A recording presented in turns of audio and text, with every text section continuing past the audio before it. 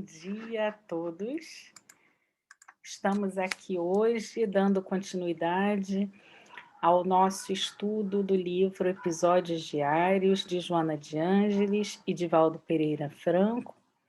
E hoje, estaremos aqui estudando o capítulo 41, que tem, como título Ação de Paz. Então, neste capítulo, a benfeitora Joana de Ângeles, ela nos traz uma mensagem que nos faz refletir muito sobre o nosso comportamento na sociedade, e nosso posicionamento diante de situações que muitas vezes são comuns para todos nós. Então, ela inicia o texto afirmando que no teu círculo de amigos não faltam aqueles que cultivam a violência, a arrogância, o espírito perturbador. Bulhentos, irrequietos, gostam de promover desordens, sempre armados contra tudo e todos. Cuidado com eles. Aconselham a anarquia, estimulam as arruaças, encorajam a malquerença. Não te inspires na sua poluição mental, responsável pelo seu comportamento alienado. Trata-os com gentileza. No entanto, poupa-te à sua convivência malfazeja. Eles são cansativos pela instabilidade e exaurem aqueles que os cercam, em razão da agressividade em que se debatem. Há quem aconselhe o revide a qualquer ofensa, reproche a toda insinuação, respostas ácidas às provocações. O fogo não se acaba quando se lhe atira combustível. Assim também acontece com o mal. A única alternativa é a que decorre da ação do bem, que apaga as labaredas da violência e estabelece a paz, na qual o progresso se firma. És instrumento da vida, para a tua e a felicidade geral. Esparze alegria, sem fomentar o pandemônio. Irradia dignidade, sem carantonha ou simulação sisuda. Favorece a paz, sem pieguismo ou receio da perturbação. Tua realidade íntima, tua forma de vida pessoal. Vive em paz e apazigua todos quantos se acerquem de ti. Certamente, que nós conhecemos pessoas que não precisam, de nenhuma turbulência, porque elas já são a turbulência. Existem pessoas que naturalmente são agitadas e procuram buscar motivos, os mais diversos possíveis, para uma discussão, para um desentendimento, ficam ali buscando mesmo que haja uma desavença entre as pessoas, ou elas mesmas buscam para si, e colocam-se numa posição, muitas vezes, de inquietude, e ficar próximo dessas pessoas, como nos traz Joana, muitas vezes reflete para nós um desgaste mesmo físico, emocional, porque são pessoas o tempo inteiro, são inconstantes, nos trazem sempre palavras difíceis em relação aos outros, e isso nos gera, reflete em nós uma certa instabilidade também. E aí o que a gente deve perceber é que muitas vezes esse comportamento no outro é reflexo, de diversas questões, mas muitas vezes está associado a baixa estima, Então, se eu não sou aquilo que eu gostaria de ser, então eu tenho que falar do outro, eu tenho que perturbar, tirar a harmonia do outro para que ele também não consiga ser. Então, eu preciso, para que eu me sinta bem, o outro também precisa estar em desarmonia, Então, alguns têm essa questão, muitas vezes é uma questão de de orgulho, né? Eu preciso mostrar que eu sou, né? Que eu tenho poder, que eu tenho algum... Então, eu faço isso através de atos que sejam atos de falar alto, de violência, de usar de truculência na relação com as pessoas. Então, existem diferentes, né, situações que fazem com que um indivíduo se comporte dessa forma. Mas o que a gente precisa entender é que isso de nada adianta na dinâmica da vida. E esse tipo de conduta é prejudicial não só para esse indivíduo, mas também para as demais pessoas. Então, o que Joana nos diz é que nós possamos ser gentis com essas pessoas. Porque muitas vezes o que essas pessoas precisam é de amor, né? Elas precisam de alguém ali que as sustentem, alguém que ofereça, né, o braço, que as estenda, mas ao mesmo tempo, se isso for algo que esteja tirando demais a nossa energia, que a gente possa manter um certo distanciamento para que a gente consiga se manter equilibrado. E isso é interessante porque a pedagogia do amor foi a estratégia, né, ensinada por Jesus na prática. Jesus não discriminou a ninguém, Jesus não escolheu aqueles que seriam, né, fariam parte ali da sua convivência. Pelo contrário, se a gente olha a história de Jesus, ele convive com pessoas, né, que eram excluídas da sociedade, que tinham condutas morais questionáveis, mas justamente porque Jesus veio mostrar humildade. Então, ele vai conviver com prostitutas, com os chamados leprosos, com as pessoas, né, que eram as indignas da época. Mas para mostrar o quê? Que aos olhos do Pai todos são iguais e todos são capazes de melhoria. Então, quando a gente fala assim, mantenha um distanciamento, não é para a gente excluir as pessoas, porque, na verdade, essas pessoas precisam de amor, né? Muitas vezes são pessoas que nunca receberam amor o suficiente e que têm esse olhar para a vida um pouco distorcido e acabam tendo essa amargura que tem como resultante esse comportamento equivocado.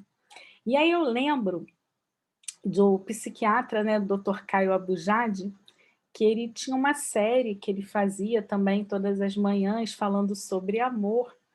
E uma vez, né, ele falou uma coisa muito interessante para pais que têm filhos que são profundamente desafiadores, e aquilo me marcou muito.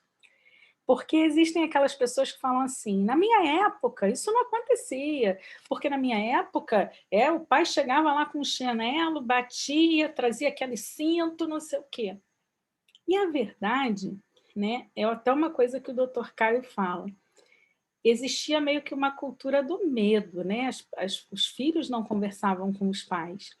E aí o que gerava muitas vezes eram pessoas com questões emocionais que vinham a repercutir até na vida adulta, porque se privavam ali de expor os seus sentimentos, de falarem, de discutirem. E a gente precisa entender que toda criança ela não, ela é uma forma ali que a gente vai estar moldando, a gente tem como os pais têm essa responsabilidade na educação, mas ela não chega vazia para a gente começar ali do zero. São espíritos que já têm experiências anteriores e a gente não pode nunca esquecer disso, né? A gente precisa ter esse olhar. E aí, o que o doutor Caio fala é que mesmo a criança mais desafiadora, tudo que ela precisa receber é amor. E eu acho isso muito interessante, porque é a pedagogia cristã. Então ele diz o seguinte, que quando, ainda que a criança venha e te agrida com palavras, com atos, é óbvio que você vai tomar um certo cuidado para que ela não te machuque, não te fira, mas o que você tem que dar como resposta à criança é o amor. E nunca responder na mesma moeda. Porque muitas vezes são espíritos que vêm de tanto sofrimento em outras existências, de tanta incompreensão, encontraram sempre tantas que elas não aprenderam a amar e muitas vezes têm dificuldade até de receber amor. Então ele diz assim, toda vez que a gente encontra uma pessoa muito difícil, né, e aí a gente expande essa realidade da criança para outras pessoas também, muitas vezes são pessoas que se fecharam diante da vida porque nunca receberam amor o suficiente. Se sentem desprestigiadas pela vida e olham para o outro como alguém que é um concorrente, que é um inimigo, e tem essa relação mesmo, né, até agressiva em relação ao mundo, porque foi isso que aprenderam, foi isso que vivenciaram. Muitos vêm de lares em que havia profunda desarmonia, vivenciaram brigas, vivenciaram e levam isso, né, na sua psique.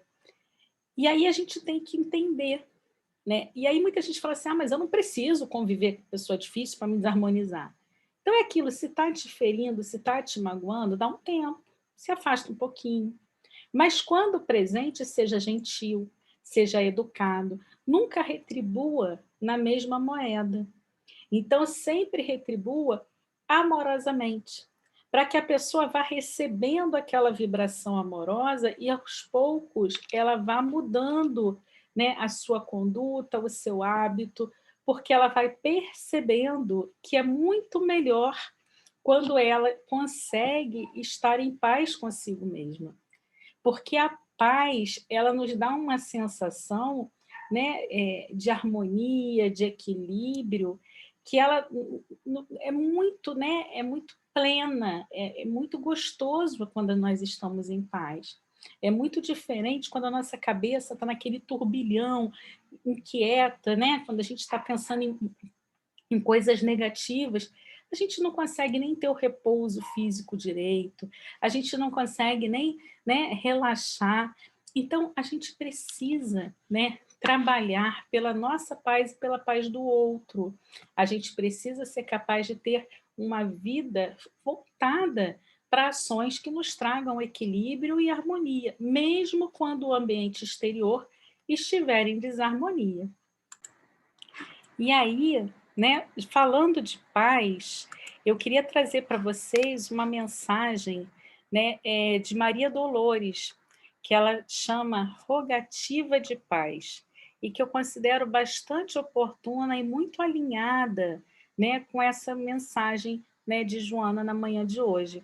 E Maria Dolores diz assim para a gente, ó: onde estiveres no mundo, não te queixes nem te irrites. Não há sombra sem limites, nem sofrimentos em vão. Suporta com paciência qualquer toque de amargura, a provação nos procura trazendo renovação. Trabalha, serve, perdoa. Se alguém te enlameia o nome, que a tolerância te tome, por mestra de amor e luz. Ninguém passa pela terra caminhando indiferente. Esse luta, outro é doente, cada qual na própria cruz. Às vezes, quem te deprime, quem te ofende ou desprimora, carrega chagas, embora o lindo porte que traz. Muita gente que parece felicidade e barulho, vício, pompa, inveja e orgulho, é pranto pedindo paz. Compadece-te e caminha. Na fé com Deus te alcança. Não apagues a esperança no coração de ninguém. Recorda que o céu te busca, não para ver pedra e espinho, mas para ser no caminho o apoio vivo do bem. E então, meus irmãos, dentro dessa mensagem, que nós possamos, né, através de uma ação de paz, como nos recomenda Joana, sermos, né, o apoio do bem de todos aqueles que ainda se encontram, né, num caminho, né, de turbulência, de violência, que a gente comece a trabalhar nós mesmos, né, as nossas inquietações, nossas angústias, que nós possamos entender que na dinâmica da vida há coisas que estão sob nosso controle, outras as quais a gente não consegue controlar tão bem, mas que o universo todo, né, ele conspira para que haja uma harmonia entre todos os seres aqui que habitam, e que à medida em que nós começamos a ter consciência do nosso papel e a gente começa a fazer, né, o mais possível, tudo aquilo que está ao nosso alcance, que seja bom, né, que seja positivo, que contribua para a evolução do nosso planeta, a gente começa a ter paz interior, porque a gente tem aquela consciência de que, poxa, Hoje eu me esforcei, eu fiz tudo que estava nas minhas mãos para ter um bom dia, para fazer algo bom para as pessoas. Então esse é o caminho, né, que a gente seja capaz de fazer, né, todo o bem possível, retribuindo o mal com o bem, sendo paz no meio da desarmonia, no meio da turbulência e vivendo isso em plenitude, em realidade. Pode ser que no meio do percurso a gente ainda, né, esteja ali na turbulência um pouquinho, mas que a gente se discipline, para que a gente renove nossa conduta e que a gente escute as belas lições. Por quê? Quando inquietação, angústia não leva ninguém a lugar nenhum. Quando a gente consegue estar com a mente aqui clara, a gente consegue colocar nossas anteninhas bem ligadas e a espiritualidade de escola até nos auxilia, nos intuindo a respeito das soluções, né, ou nos permitindo, né, ter aquelas intuições que são importantes para as escolhas que nós precisamos fazer no dia a dia na nossa vida. Então, muita paz para todo mundo. Espero vocês aqui amanhã para a gente estudar o capítulo 42. A gente já está quase terminando o livro, está sendo muito gostoso fazer essa jornada com todos vocês. Eu espero que vocês também estejam gostando. E amanhã a gente volta aqui para estudar mais um pouquinho da obra de Joana de Ângeles. Muita paz para todo mundo, um beijão, fiquem todos com Deus. Tenham um dia de paz e de muita luz. Até amanhã.